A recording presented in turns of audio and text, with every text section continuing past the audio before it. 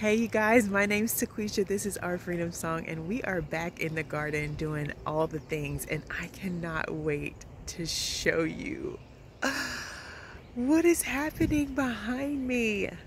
Okay, so it was about this time last year that Thomas started building our greenhouse, which I am just so in love with. I'm so happy that I've actually been able to use the greenhouse, and I'm learning how to use it, and it's filled. It's like filled to the brim in there. And so I'm really excited about that, and it's going really good. For a while I've been saying that I really need a garden shed to put all of the garden things in there, and my lovely husband has started working on a garden shed, and I'm so excited about it, y'all. So he came out yesterday and he started working, and I'm talking about this man was working so quickly. I was so shocked to see him put down the base, and then the frame of one wall went up and then another wall, and I'm like, this is going by really fast. I know it's just the beginning, but oh my goodness, I'm seeing my dreams come true right before my eyes, y'all.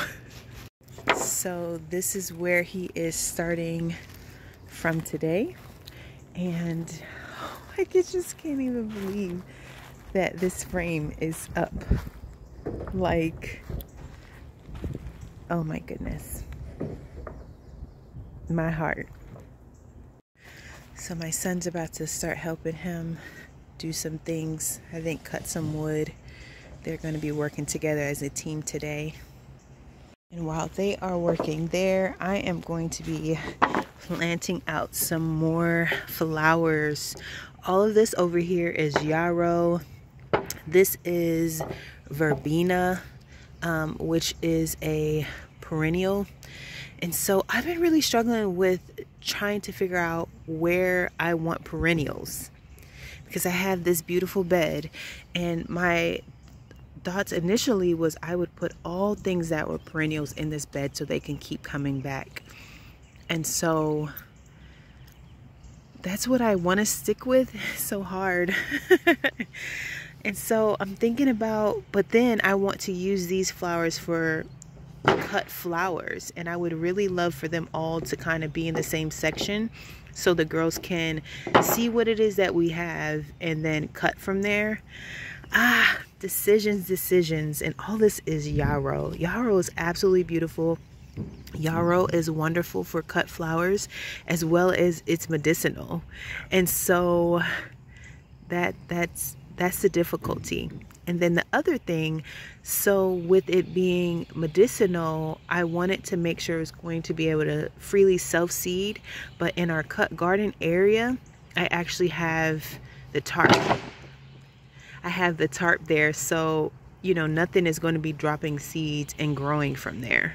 So yeah, so this is the tarp that we have down that I showed you guys last video, that we put some holes in these and burnt the holes in, and they're about 9 inches apart, which is a really good distance for a lot of things. And so I was thinking primarily it would be zinnias and basil.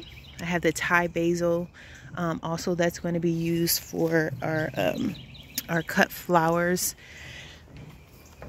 So many decisions to be made. Oh my goodness. Look at our pears. I need to get some mesh as soon as possible so that I can put it over this pear tree, because we want to have fruit for ourselves to eat this year. And last year something got a hold of it. I think it was between the squirrels and the birds, and I'm just really trying to have fruit for our family this year, and we love pears. And so I need to do something soon.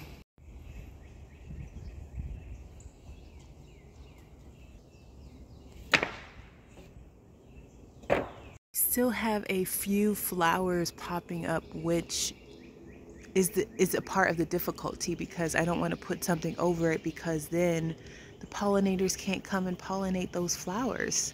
And so I was surprised to see some more blooms pop up over the last couple days. So after these fall off and hopefully are pollinated, we'll be able to protect our pear tree. pair of trees. The other tree that is looking like it's forming fruit is our plum tree. This is our gold plum, and it had flowers. It was covered with flowers, and now I do see these little buds on here. This will be the first year that we've had plums, and so I'm hoping for the absolute best.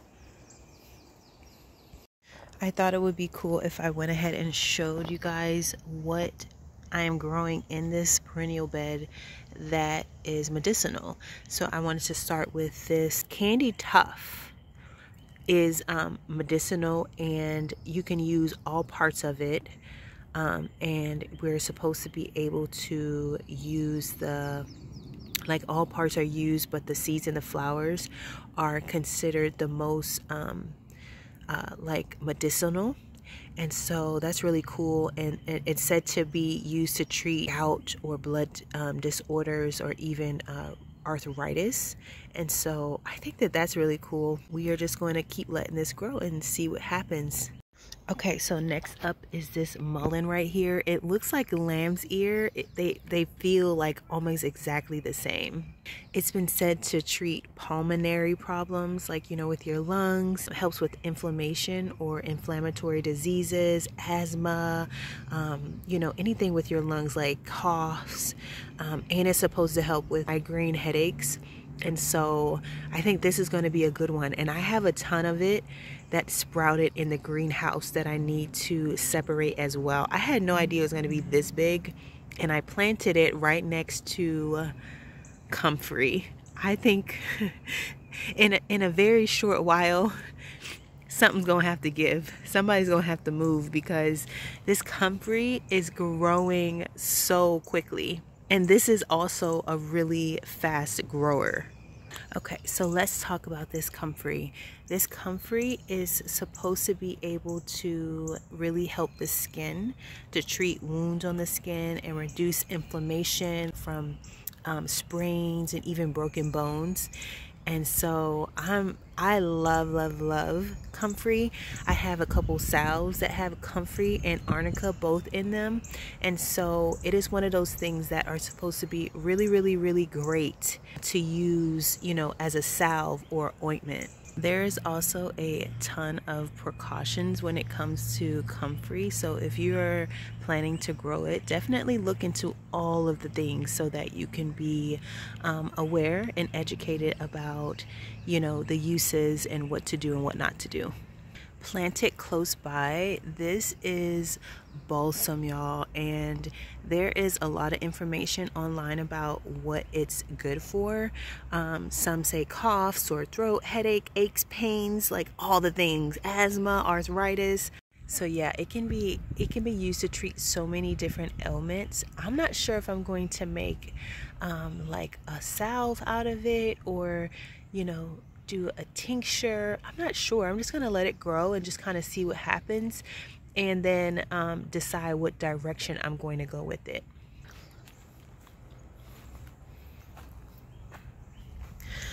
So we have so many little things in this bed that just looks like it's not much of anything, and that's just because they're still babies. They're still baby plants. But this right here, this is our chamomile. I'm so excited about the chamomile. It is growing slowly, y'all, but it's growing. It feels nice and healthy and thick, and so I'm really excited to see this chamomile grow in this bed, because I want the chamomile to grow in this bed and drop its seed and continue to spread and spread and spread. I would love for this whole bed to be filled with chamomile. I know for most of us, chamomile is familiar because, you know, if you have some sleepy time tea or it's time to relax, chamomile is really great for that. It also helps with tummy issues. If you have an upset stomach, it can really help to relax your stomach muscles. It's also really great for heartburn. It can be great for gas and nausea. You can also use chamomile in different salves. Like, it can help with skin issues like eczema, bruises, or burns. So definitely do your research to see all of the different wonderful things that chamomile is good for, because it's not just good for sleepy time tea. So next up is calendula, which is a flower, and there are so many medicinal uses for calendula. It can help to treat upset stomachs and relieve cramps. Typically, you will find calendula in salves because it is known to help with different types of skin issues, and so it's wounds or rashes, like it's a really great thing to put in salves to use for that. So much more that calendula is good for. So if you're thinking about it, and it's a beautiful flower, and so it's a win-win, being medicinal and beautiful.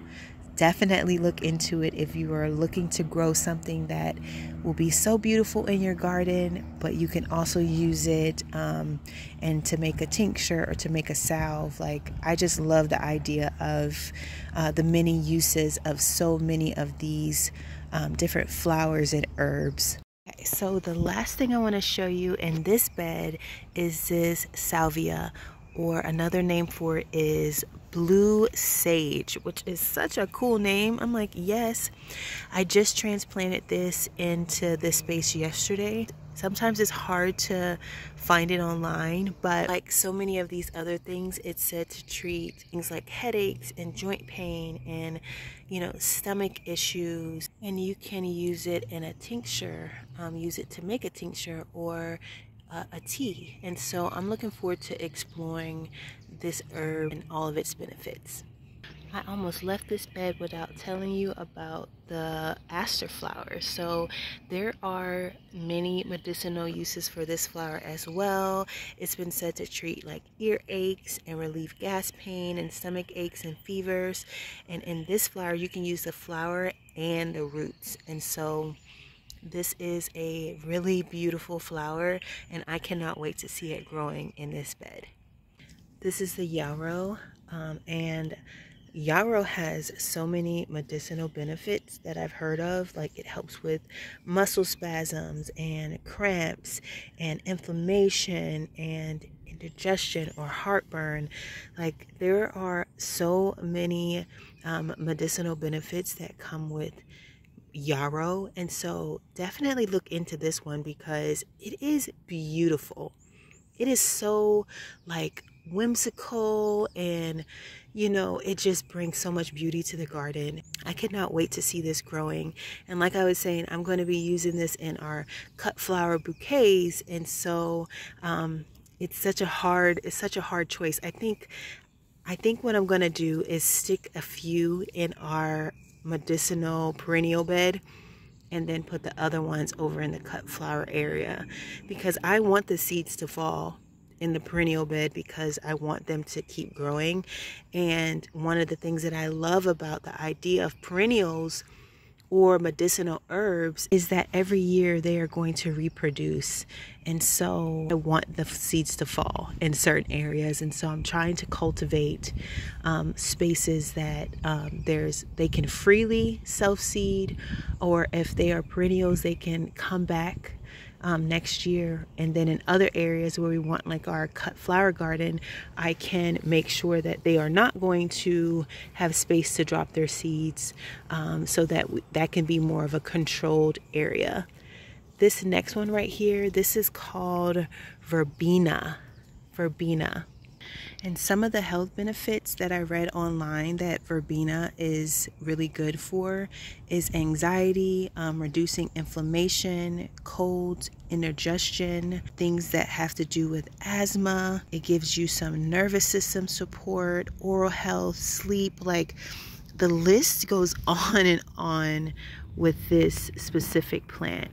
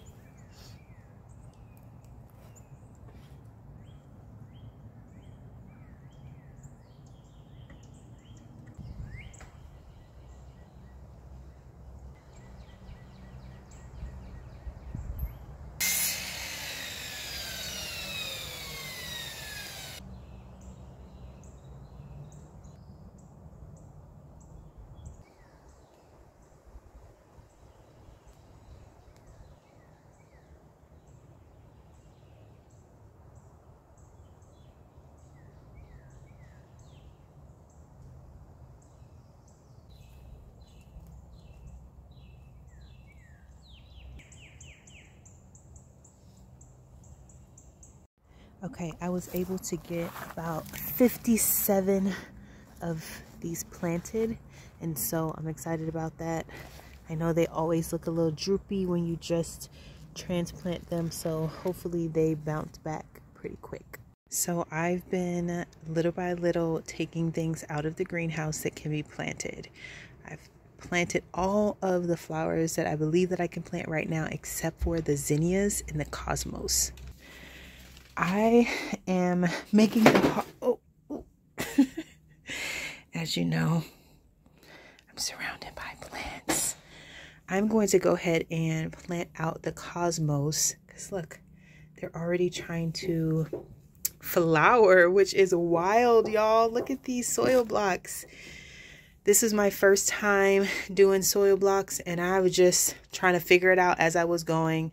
There was so much information out there about soil mixture and all the things, and I am so grateful that I had such a great first experience with these soil blocks, and everything did so well. If the seeds germinated, they did really well. I don't think the ones that didn't germinate had anything to do with the soil blocks and more with the seeds.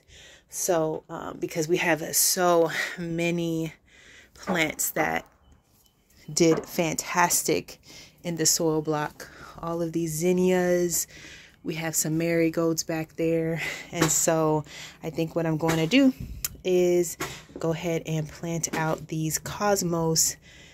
We're not supposed to get any more freezing weather, and so I've been trying to really be patient because I don't want all this work to in one night be destroyed, because that could happen. And so I've been really trying to just wait it out. But I think we're in the clear. It's not going to freeze. It might drop below 50, which could stunt some growth, but it shouldn't kill the plant. And so I'm just going to go ahead and hope for the best.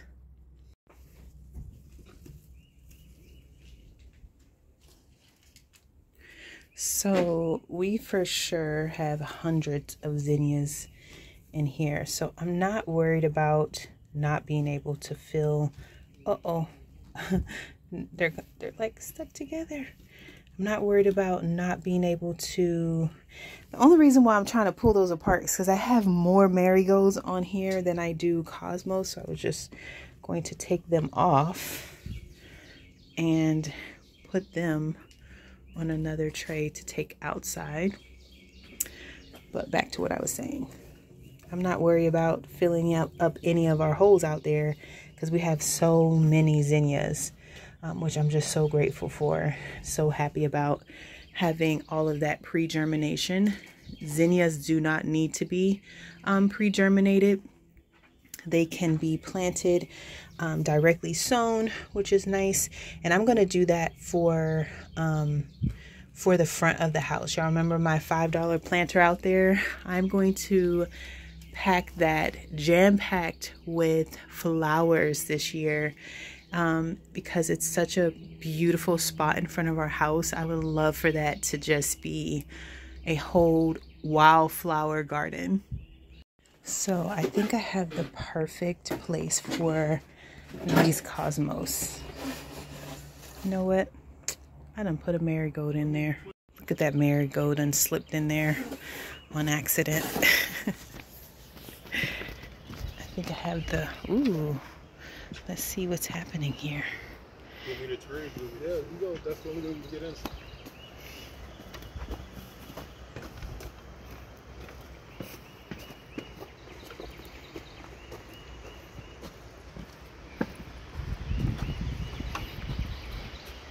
Go through those.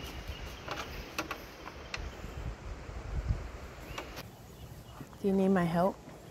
We're just on guidance. Okay.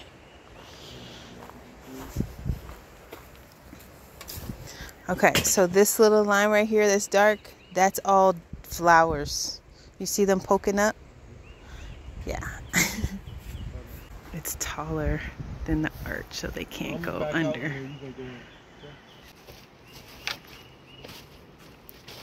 And it's really an obstacle course because I have so many flowers planted here.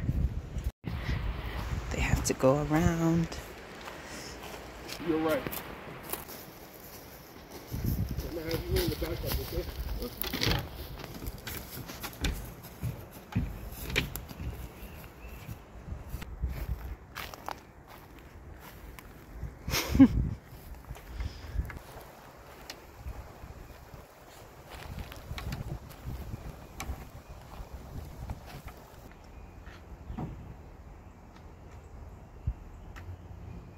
So this front frame is officially on.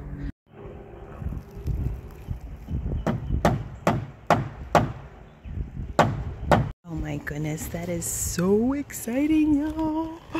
I'm so excited. Okay, this is where I'm going to plant those cosmos, just right in the front of this bed. Because this bed is going to be filled with sweet potatoes. And then I'm going to do those floret zinnias right over here where these ranunculuses are. But the cosmos just blowing in the wind right in the front would just be so beautiful.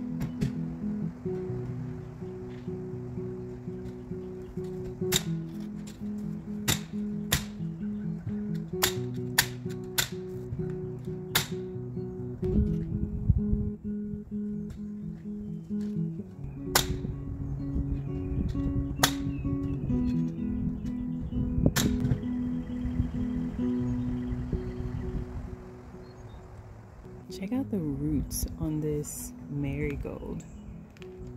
Like, that's wild, but look how healthy it is. And thick and nice.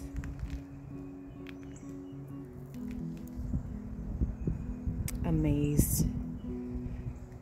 Amazed. Definitely a really great first experience with soil blocking. And I would say soil blocking and definitely using these Epic Gardener containers were my two favorite way to start seeds, because these, everything that came out of these were so healthy as well. And so I'm actually about to start some more seeds. I know that sounds so crazy. I already have so many flower starts, but I would prefer to see that the seed sprouted and then I can plug them in. And so I'm about to start some more, y'all. So I'm sowing some more cosmos. These are the seashell mix, and this is the sensation mix, and it's kind of similar.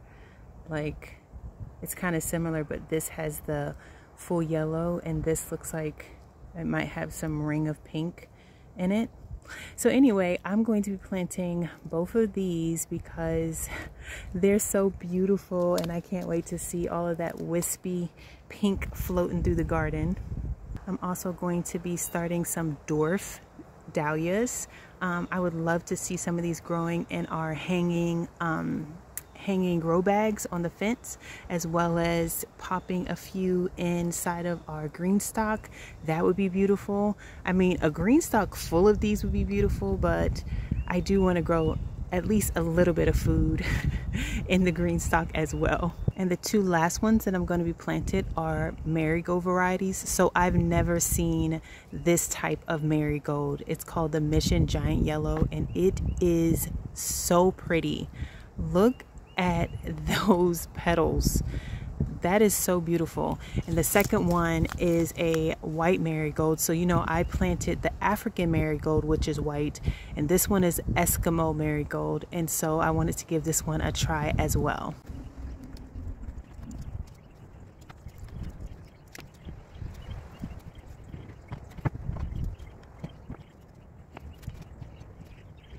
So what I decided on was 48 of these dahlias, the dwarf dahlias. I'm going to do 12 of these and 12 of these, 12 of these, and 12 of these. So I feel like that'll be a good second round of flowers. So what I like to do with my Epic Gardener seed starting trays is, or cell trays, it's actually called American Company trays. My hubby started drilling. I was saying what I like to do is write on tape and stick the tape right on the side of the containers, and it works so well even with watering. And so this method worked really well, so this is what I'm going to continue to do. So fun fact, I just finished planting all of these, and I was looking at the back of the pack, and it actually says that these dwarf dahlias are a perennial in zone 8 and higher. So that's fun, and that's good to know. That helps me know where I want to plant it and where I don't want to plant it, especially if I want it to be able to come back on its own. Those back of the packs, man, they be so helpful.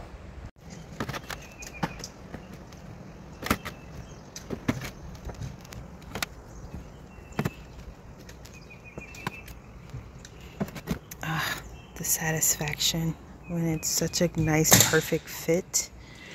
That is satisfaction right there. I'm just gonna give these a good water and stick them in the greenhouse and let them do its thing.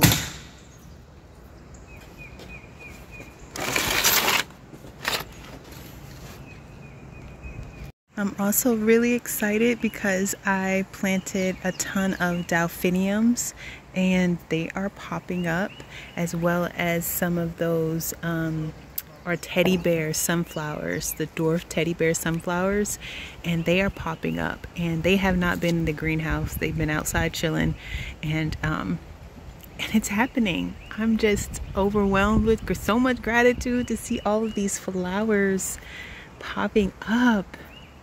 Yes, grow. Thank you guys so much for joining me in the garden today. I appreciate you guys. You are on this journey with us as we are just slowly transforming this space and just turning it into a space that we can love and we can appreciate and we can use to serve our family food, as well as bring our family joy with so much beauty. And so I'm so grateful for each and every one of you. I'm so happy that you're here. I will talk to you guys next time.